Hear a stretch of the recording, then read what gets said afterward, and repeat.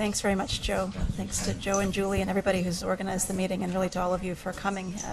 Nicola's a very tough act to follow, and I just wanted to thank him for his presentation. It really sort of gives us the outline of what sort of features we're looking at with PCDH19 related epilepsy, which is what I've decided to call it, because at the end of the day, that's the unifying feature that we all have in common here, is that you have children with variants in PCDH19. We're all studying that gene. I think the name will continue to evolve, and we'll look to you to advise that.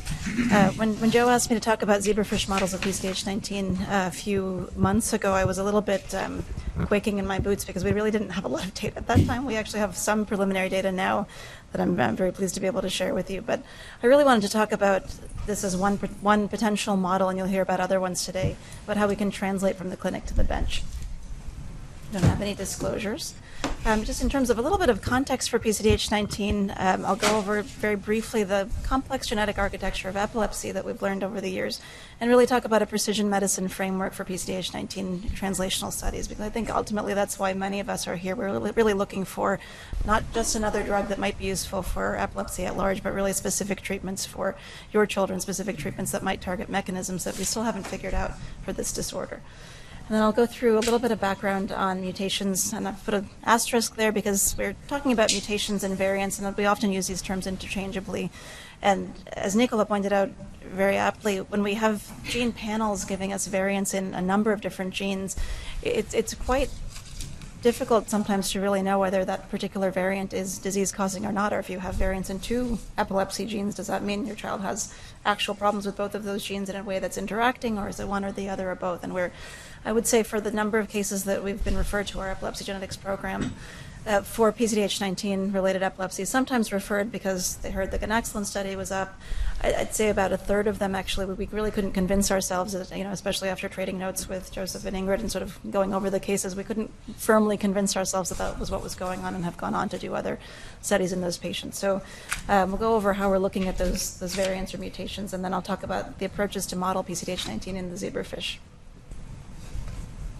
Just by way of brief introduction, this audience all knows this, but when we talk about a seizure, we're really talking about these abnormally synchronized paroxysmal electrical events in the brain, typically with an outward clinical manifestation. Going over these very basic terms, not only to get us all on the same page, but because I'm really bringing a clinical mindset and a clinical framework to our animal models. I'm trained as an MD, and really trying to bring what we know about clinical neurology to the models that we think can be most clinically relevant. And so I just want to keep coming back to the core features of, what is a seizure, what do we call a seizure, and then when we talk about epilepsy, it's a tendency to have more than one unprovoked seizure. The causes have been many, and we had this large group that we called idiopathic for many years, that we then went on to call presumed genetics, presumed genetic and etiology. Work out so well. Here we go. We've had an evolution and an explosion of epilepsy genetics, as pointed out. This is an older article from Ingo Halbig, just talking about these early channel genes that were published, a long period where there weren't a lot of new gene discoveries, but here at the tail end of these dark ages came the beginning of a new period of light with the discovery of PCDH19 and then several other genes. But it really hasn't been that long if we think about it from 2008 until now. And to think about the fact that this community has organized and we actually have all of these researchers, physicians, and families here with a common purpose in such a short space of time, I think is really remarkable. So we've moved now from this large group of presumed genetic etiologies to many single gene epilepsies like PCDH19, but then the questions come up about modifiers. Are there genes that are interacting with each other, gene and environment interactions, and then these epilepsies with complex inheritance. And so I think PCDH19 cuts across many of these different parts of this part of the pie, and we'll talk about some of those in a moment.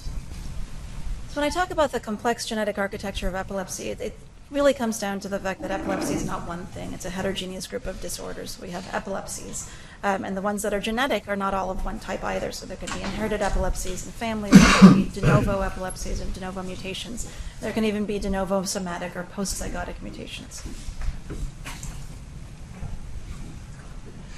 When we think about the complex and unique architecture of PCDH19, we have inherited mutations in some patients, sometimes from a mother and sometimes from a father.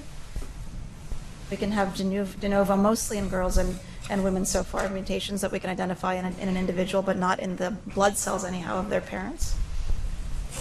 And these initial patterns were what led to the description of female-only epilepsy, and it seems as though some of the features are mosaic dependent. So albeit there are some reports of some subtle features in affected fathers and certainly some variable features in mothers who were previously thought to be unaffected.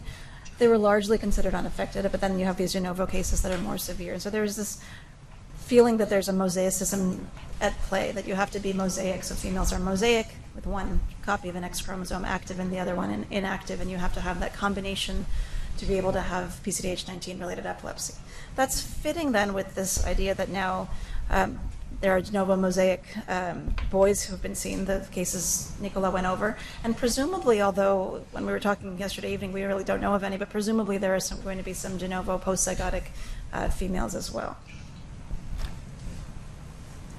So how do we put all of what Nicola went over and all of what we know about the genetics into sort of a translational framework? And I sort of come back to this. This is sort of my diagram of how we practice medicine on Tuesdays when we have our epilepsy genetics clinic. We see a patient, we make a clinical diagnosis of epilepsy.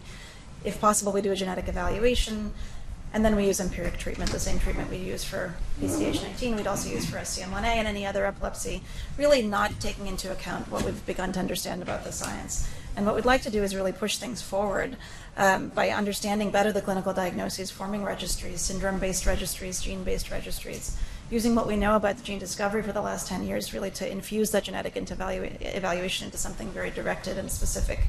And then when we have genetic findings, particularly from these panels that Nicola mentioned, to have expert review of the pathogenicity of the variants. There are initiatives such as the Epilepsy Genetics Initiative and others to really be able to come together to really look at specific variants and say how likely is this to be disease-causing or not.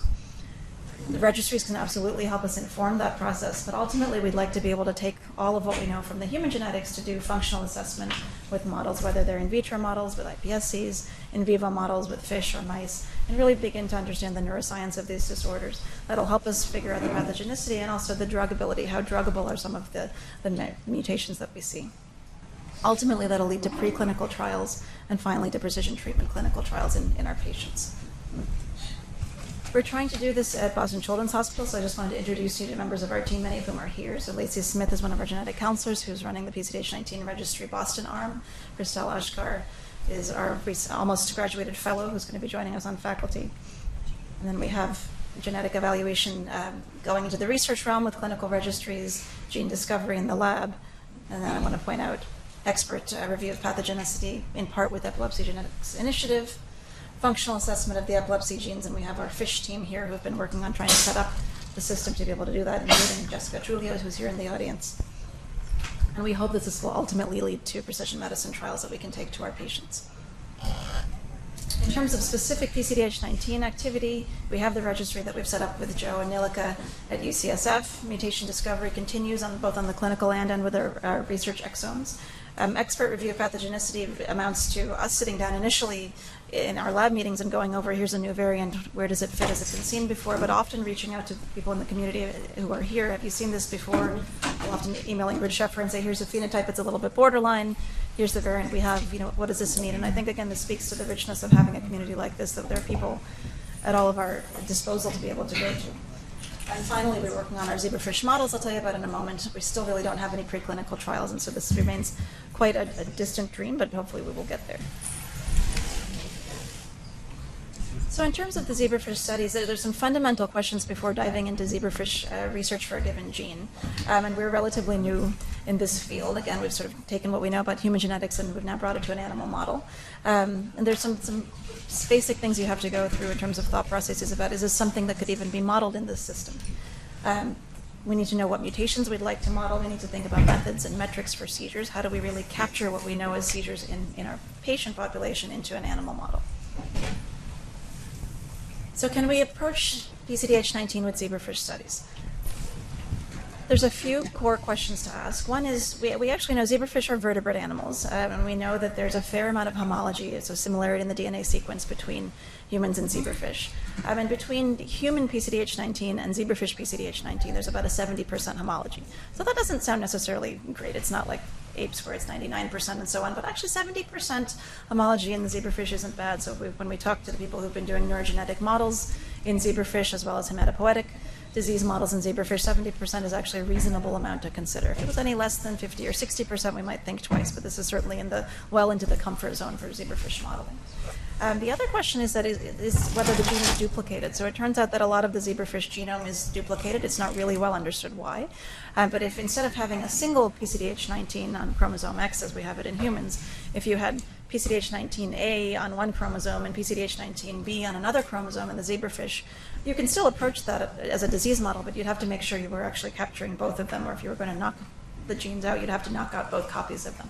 It turns out it's not duplicated in zebrafish, so that makes it a little bit more tractable of a question for us. Is it expressed in the brain of the zebrafish? So yes, it is. That was important to make sure that we knew that we could at least study our organ of interest in the model of interest. And then the main question is, are there going to be seizures or not? And you'll hear about from Paul and others about how some of the other models, which may be really excellent developmental models, neurodevelopmental models for PCDH19, you may not necessarily see seizures all the time. That really becomes a fundamental question. We can still have a disease model in a system, whether it's a rodent or a zebrafish or other system, that doesn't necessarily produce seizures, and we can understand brain development, we can understand whether cells migrate, we can understand a lot of things about biology and neuroscience, even in a model that doesn't have seizures. But if we want to have a model that we can then say, I'm not going to study one fish at a time, but I'm going to study 100 fish at a time, and I'm going to try new compounds and really try to find new drugs for this condition, you have to have some indication that there's excess excitability, excess synchronicity, and a tendency to seizures to be able to make it translatable back to our patient population. So in terms of the mutations, we look to our human genetic data.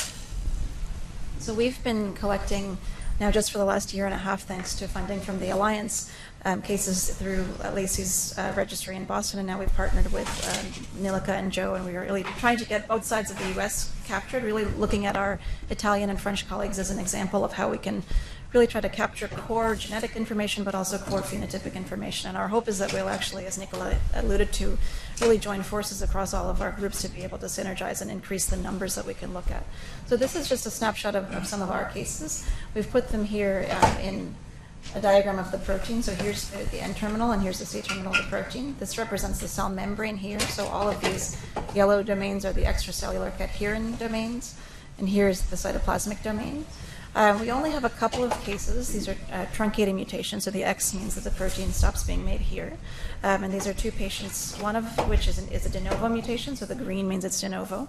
The other one is maternally inherited. When we look across all of our other extracellular cadherin repeat domain mutations, we have a mixture of types of mutations. So we have some that are amino acid substitution. So here we have a threonine to a proline. We have some that are truncation. So here, every time there's an X, that means it's stopping the protein there. We have some frame shifts as well, so you're shifting the reading frame of the gene and causing a premature truncation there. So a mixture of types of mutations, and a mixture of some of them, about a third have been de novo, about a third paternal and a third maternal, although we only have a few shown here.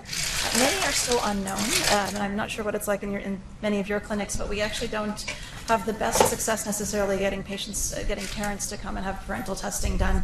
In some cases, for very valid and complex reasons, there are some families who don't actually want to know because of the potential for self-blame and guilt that is known to be associated with carrying genetic variants. And as much as we all know that our DNA is not in our control, and when we pass things on to our parents, which many of us have, it's not something that So we've had a number of families say, we appreciate that you're interested in that, but we don't want to know.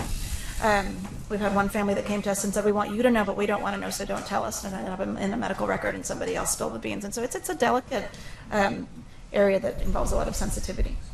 But suffice to say, we've been able to now look and say, okay, we have substitutions here, we've got truncations here, we have so far only a couple of truncations here. Someone was asking yesterday evening, did you ever see any missense variants here? And we haven't.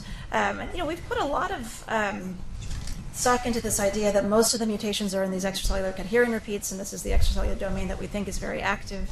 If you have two cells next to each other, it seems that this part of this cell and then the same part of its neighboring cell will actually homodimerize or stick to each other, and the interaction is part of the function or the core function. So it would make sense that more of the mutations would be out here in this part of the protein than here. But the other thing to keep in mind is this is also the biggest part of the protein.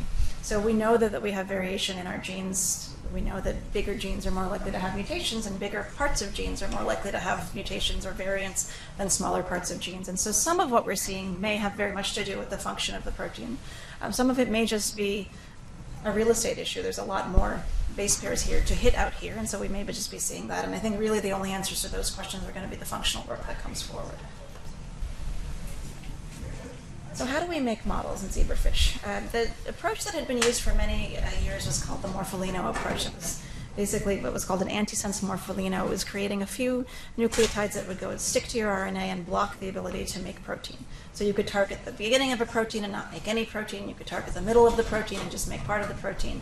And the way this was done was that you would take these single-cell embryos and inject this morpholino, antisense morpholino oligonucleotide, into the single cell, and it would then be present in all of the cells of the zebrafish larva, and you could study that. There's a lot of different ways to target this. You could cause, again, you could block it in the beginning, have nothing happen. You could block it in the middle and cause a splicing error, as many different ways as you can imagine to introduce defects. The problem with that is that, as has been reported by investigators in the past, what we saw when we did this was defects in the folding pattern of the hindbrain of the fish. So many people have mentioned, when we look at patients who have PCDH19 mutations, we look at the MRIs, to our at least clinical reads, we haven't found anything. I think it very much bears closer look and looking really for specific defects, and we'd all like to do that. But in general, there aren't any major structural defects in the brain. And so when we started doing these morpholino experiments a couple of years ago, and we found that there's a major developmental defect and that the hindbrain doesn't look normal, again, it doesn't mean that it's not potentially a model for this gene. It's not a potential system that we could study it, but it really doesn't approximate the human condition very well when you've got a major structural defect. The other thing is, if you've got a major structural defect involving the equivalent of the brainstem, you're going to see features that actually might be because of that and not because of an epilepsy tendency, and that we didn't think that was the best model either. What's happened in the last couple of years in terms of the ability to look at these has really been a revolution in terms of how we can do genetic modification in the zebrafish, and so we've really abandoned this approach. The other thing that we really were quite worried about was that the effects of apparently blocking just PCDH19 in these fish didn't seem to be very specific. So we would try to give back PCDH19 protein that should rescue the phenotype. We make it not get formed, and then we put it back in. You should rescue the phenotype. And we really couldn't rescue the phenotype, and that really told us that there must be some other effect going on, that there's some sort of a sloppy effect from that morpholino that we're injecting. And it was very difficult then to interpret any abnormal movements that we saw as being specifically PCDH19 related. So we moved on to a newer approach using CRISPR-Cas9 and genome editing. This is a technique where you get anywhere between 50 and 150 eggs per mating of zebrafish, and you essentially can interfere with the DNA in many different ways. You can cause a cutting of this Cas9 is an old bacterial enzyme that can cause specific cutting wherever you target a gene. You're able to then figure out in a pretty straightforward way, I won't go through all of the details, but in a pretty straightforward way, whether you've got the mutation that you want. So with that in mind, we knew, okay, we can cause mutations in any number of different places, and we'd like to more or less approximate the location of human mutations and also the nature of the human mutations. We could start by basically putting cuts in the DNA up front here at this part of the gene, or we can even use some cuts in the cytoplasmic domain as well, and we can compare what happens if you eliminate all of this, or if you just eliminate the extracellular portion and just have an intracellular portion, which presumably will just be soluble and not have any ability to become part of the cell membrane. So this is what we've started to do. So we have some very preliminary results. We used guide RNA, so you bake these guides and you basically tell the enzyme where to cut. When Jessica started doing this, we started with targeting exon 2 as a first pass. There are a lot of different things that go into where you select your guides. There need to be specific sequences around there to tell the enzyme where to go and to target it. You also want to make sure, and there are ways to do this now in a bioinformatic way, you want to make sure that when I say cut here in PCDH19, that I'm not also introducing cuts in all sorts of other genes elsewhere. So we've been able to do that with the CRISPR-Cas method in a much more specific way than with the morpholino method. So what you can see down here is a homozygous deletion here of 4 base pairs. So this is what the base pair should have been, and here you can see it's missing. And this is a heterozygous fish where there's 1 copy that's deleted and 1 copy that's wild type.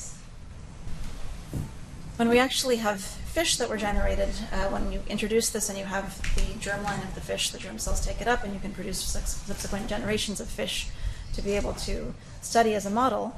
When you have, this is the normal PCDH19 location, when you've got a wild-type fish, this is a loading control, you can see that there's PCDH19. If you have a heterozygous fish, there's some, but not the normal amount, and if you have a knockout, where you actually don't have any, you don't see any signal there. So again, there's some confirmation that we're actually getting the right gene. So the real kicker, now that we have an ability to make a model and we're targeting other locations and we're trying to sort of put in those individual point mutations as well, as do they have seizures and how can we tell if they have seizures? So this has been an evolving field. Actually, Scott Baraban, who's here at UCSF, has really done a lot to put this field on the map in the neuroscience field and to really make epilepsy, zebrafish modeling an acceptable way to consider translational modeling in epilepsy. And there are many, many different ways of approaching this. One thing, as relative newcomers to the field, that we've really thought about is how can we use metrics for what we call a seizure visually and also what we call a seizure electrophysiologically believable to anybody who could potentially reproduce the experiments and come up with the same data. And this is not unlike what we do in human epilepsy training. So we go to medical school, we do our subspecialty training, and in the beginning we do thousands of EEG reads before we sort of become board-certified EEG readers. And so we have a way in clinical medicine to be able to say, okay, this is someone who's certified to call a seizure a seizure. If Joe calls a seizure, or Nicola shows us a video and an EEG and says that's a seizure and that's where it starts, none of us would ever doubt that.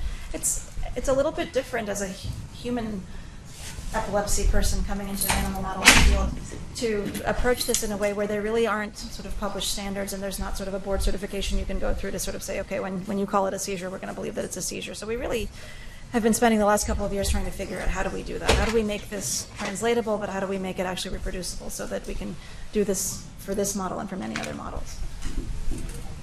So what we're planning on doing is looking for swimming behavior suggestive of seizures, whether it's spontaneous seizures, proconvulsant-induced seizures, and raised temperature-induced seizures. So just as humans with PCDH19 have temperature sensitivity, we're going to look to see what the fish do as well. And what we're going to look for is a behavioral change. So we can look at a fish in a little well that's about this big, or we could look at 96 fish in little 7-millimeter wells. And what you expect to see if you have a wild-type fish, so a normal, not genetically altered fish, is this is a little vision. You can see the fish here in the shadow. It's actually being tracked, and so over 10 minutes you'll see a little tracking pattern here, and it'll wander around a little bit. It'll kind of go a little bit in a circle, but it might take a couple of detours. And that's what a normal fish will look at. If we look at one of Jessica's mutants, you can see there's a lot more activity here. So a lot of things could make a fish swim a lot more. They're actually quite sensitive. Even at the larval stage, 4 days, 5 days after fertilization, they're a couple millimeters big, and they're actually quite sensitive to light change, to temperature change, to being moved from a big well with lots of their clutch mates to a little well by itself. They swim a lot more. So we've got to control all of these experiments by putting them in with their clutch mates and by using the same temperature settings and the same light settings and all of that. And what we've started to see is that there is a lot more activity, and this is akin to what's been shown with an SCN1A model of fish, and that we can see a pattern here by eye even in many of the cases. When we zoom in and we look at video in real time of these, we looked at 4 of us independently looking at them, and Jessica and I and 2 others in the lab. We really had complete agreement on what we called a seizure behaviorally. And what we're able to do is break it down into some key components. It's a combination of fast movements, but the wild-type fish can have an occasional quick fast movement. It's fast movements, it's circular movements, and it's fast circular movements that last a certain amount of time and cover a certain amount of twist and turn to them as well. And it turns out that there are things that you can measure in an automated way at 96 fish at a time to be able to do that. So we now have a way to be able to record this. We're ready to now sort of expose them to different temperatures and expose them to different doses of pro-seizure inducing drugs. The other thing we wanted to do was to do essentially a fish EEG, and this has been a method that's been in progress with my collaborator and neighbor Alex Rotenberg down the hall from us, who is mostly a rodent physiology lab, but they've been able to adapt their rodent and their slice techniques to be able to allow us to do what we're calling a fish EEG, colloquially in the lab, but basically it's a 61 electrode non-invasive recording of the EEG. And there we're looking at here's a larval zebrafish, we're putting it under a mesh, we're letting it acclimate and settle there, and then we can do a baseline recording for 30 minutes and look at various features in that recording. And then if we want, we can add proconvulsant drugs, or if we want, we can actually, rather than adding a drug, we could increase the temperature and then continue to record in a provoked setting as well.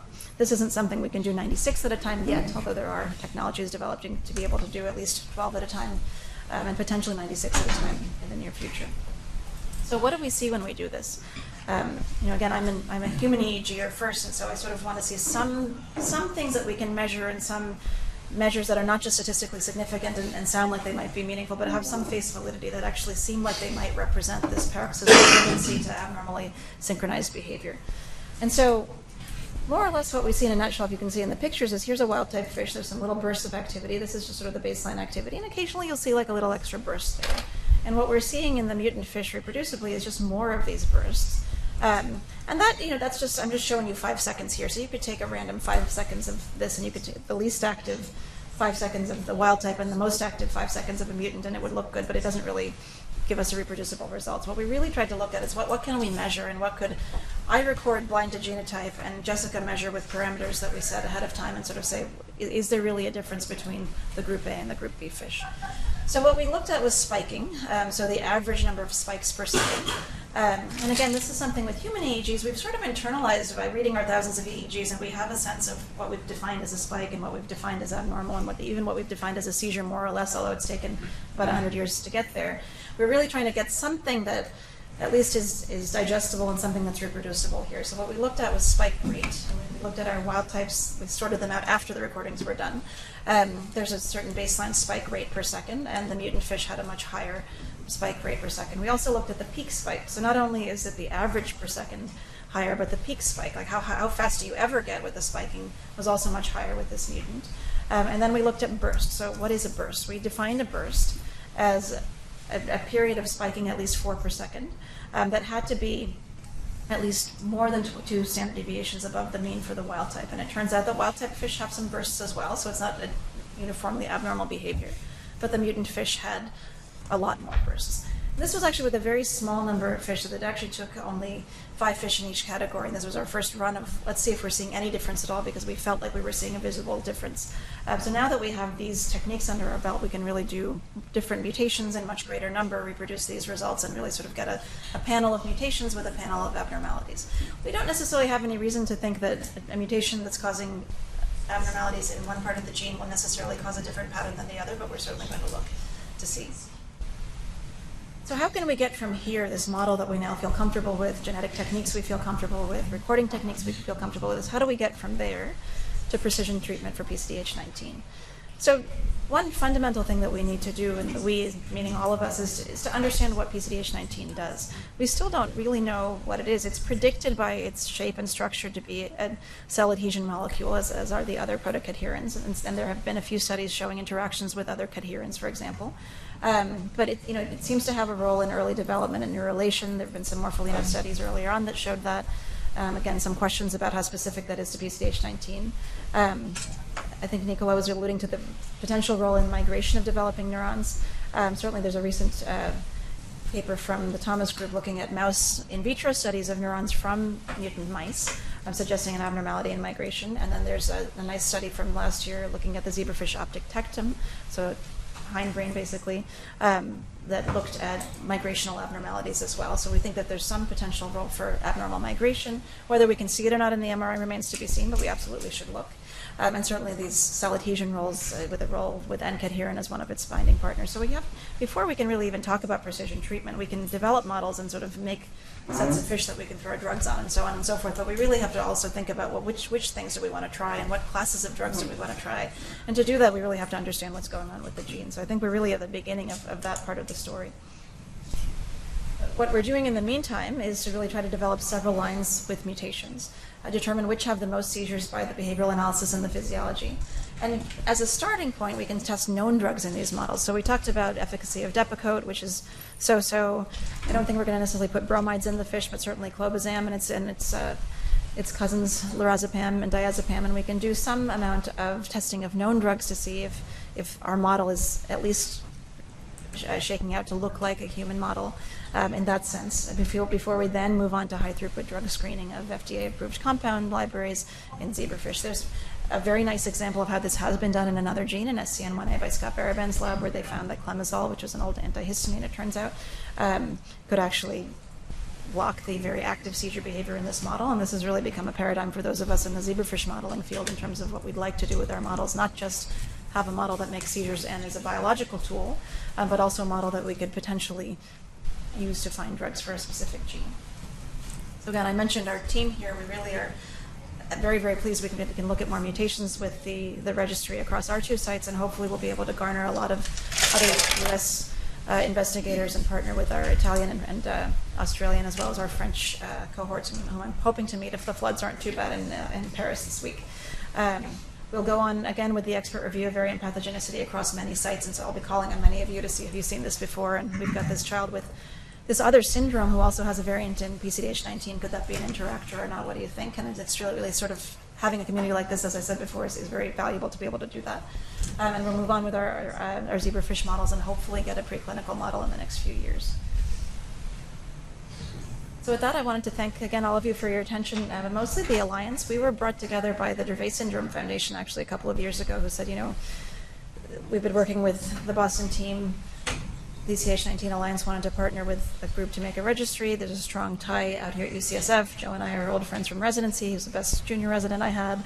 And you know, it sort of made a lot of sense in a lot of ways. And all of these things, kind of these dots got connected in a very stochastic, fortuitous way over the course of a few weeks. And so has been phenomenal to have the support of the Alliance for the registry, to have actual person time to be able to do the hard work of making the forms, collecting the forms. And now what we're hoping to do is actually sort of trade forms across countries and see how we can do this. And so a lot of the credit for this project even happening is to you, the Alliance. Many thanks to the families already enrolled in the registry. We realize that the enrollment is a little bit of a cumbersome process. Lacey is here to field some of your questions and to kind of walk you through it, and we really do want to walk you through it. It doesn't have to be done all at once. It can be done part and parcel, a bit at a time when you have time, and many of you don't have a lot of free time. And I think it's amazing that you can even attend a meeting like this, but we would like to include as many of you as possible. Many thanks to Joseph, Ingrid, and Nicola for talking to me over the last couple of years as we've been getting through, and it may seem trivial, but not every door is always open in science, and when you're a junior lab investigator getting started in a lab, to have senior people in the field being willing to trade notes and bounce ideas off of you and, you know, provide supporting letters for grants and to be there as a mentor in the field has been really valuable to me. So I really can't say how much I appreciate that. And again, having this community is a great way to bring other people together and to work together. Jessica, who's here, is really the pillar of our zebrafish team. We started out not knowing how to do CRISPR 2 years ago, and now we have it up and running. We've got our deletions working. We're trying our point mutations next with our gene manipulation core. So this has really been great to see this flourish. So thanks to Italy for sending her over. We had pilot funding from your sister organization, the Acute Syndrome Foundation, to do the Morpholino work, and while that didn't really pan out, it was helpful to have it done and sort of be able to move on from that, so I want to acknowledge them. And then a lot of institutional funding, which has just given me the time to be able to devote to this. It's a lot of work to get a lab up and running, and a lot of convincing of ourselves that we have a system that's worth using. And so I really appreciate the time that everyone has given me, and also that the institution's given me to be able to do that. With that, I'll take any questions.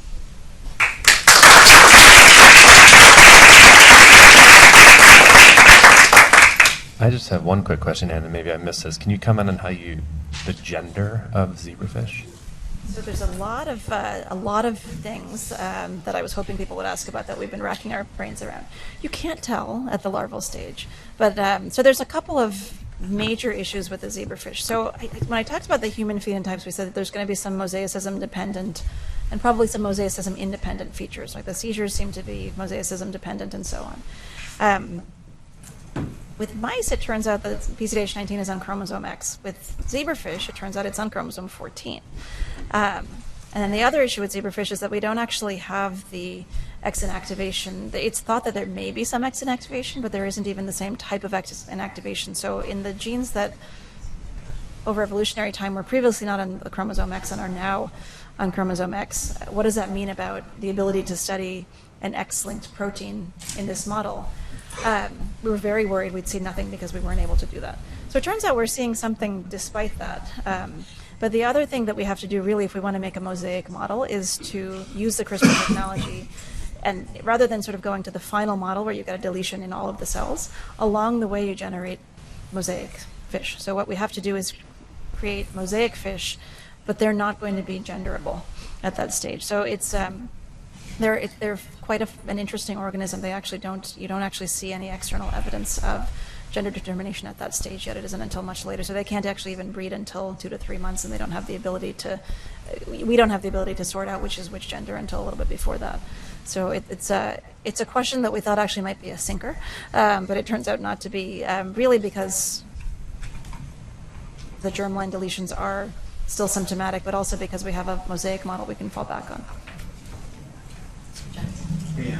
So, hi, Ann. Nice talk. I'm trying to figure out, so the way you do the multi-electrode array recordings, how do you know it's brain activity that you're recording? So what we're recording is multi-unit potentials, and so they're field potentials that we're recording. And so one way we know that it's brain is just if I go back to the cartoon, back there.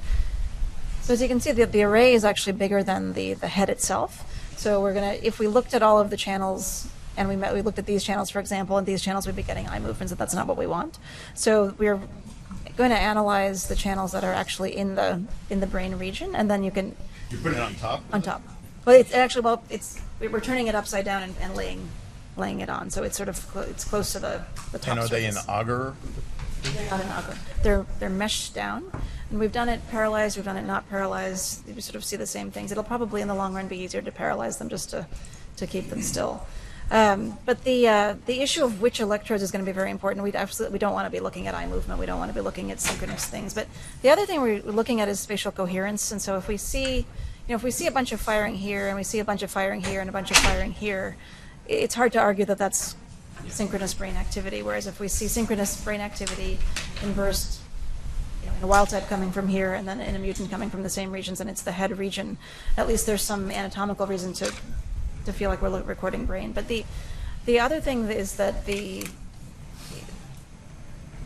measures that we're looking at in the wild type and the frequency of the bursts and so on are, it's been reproduced. We worried a lot about this in the beginning. We worried, are we seeing eye movements, are we seeing twitching movements, and so on and so forth. But we've now actually, looking at a number of fish, been able to reproducibly say they're multi-unit potentials, they're field potentials from the head region, and we're reproducibly able to say we're not recording other things. Because I know from Scott's work, if you stick an electrode into the brain of a wild-type fish, you don't get much activity at all. You get some, but yeah, it's not... Very little. Yeah, I think the PTZ is going to be helpful. Yeah, the PTZ absolutely provokes it. I don't know if temperature will provoke it. The PTZ absolutely ramps it up. So when we did this experiment without PTZ, we saw a certain amount of baseline activity. If you add PTZ, it absolutely gets ramped up. So... and KCL as well for different mechanisms. Nice. So which mutation are you thinking to analyze? So the first ones, the easiest ones to do are the deletions. So the first ones are going to be the deletions. So deletions, we'll put a deletion here and a deletion at basically at the translational start site. Those are just, it's with the CRISPR, you can basically take advantage of what's called non-homologous end joining and be able to introduce these mutations there in a pretty straightforward fashion. What we'd like to actually do is look at the point mutations that we've had and look at the ones that are in the most conserved, human to zebrafish conserved locations, and actually create those actual point mutations. And so that's something we're just starting to design, but we haven't done yet. Yes. Very nice work, and the team. I have one or two questions. One is the data you showed was on homozygous fish. So do you see anything in the heads? That's my question. And the second one, I do understand, I see the complexity, of course, how to model the X-linked disease. But one possible way is, have you checked many genes, like in the human genome, up to 20%, 25% are expressed monoallelically? So this must be a phenomenon probably applicable to other species, and it's quite possible maybe PCDH19 might be expressed monoallelically. In that case, you would be generating mosaics very likely, and I don't know whether that may not be the case. And the last one is, have you tried to do rescue? We haven't yet, yeah. It will be interesting to see whether that's not a way for you to analyze some of the mutations, whether you rescue the phenotype, and yep. And we've just got our lines going, which is why I said when I was given this title, I was a little bit, I don't know if I'm going to have anything to say at all, but it's now that we actually have our lines going, we're going to look systematically at the hets, at the homozygotes, and then actually for the ones that really look like there's the strongest phenotypes, go back and look at the mosaics, at the F0s that we create, which is a little bit tricky to actually figure out the degree of mosaicism at an individual fish level, but it certainly can be done. So that's about the first one. I haven't looked at this monoallelic expression that you talk about in terms of other genes, so It's a fairly recent observation, and rather surprisingly, many genes are expressed from maternal paternal chromosome only. So in this case, if you have a het, you probably could generate a mosaic if PCDH19 would fit in the category of monolithically expressed autosomal genes in zebrafish.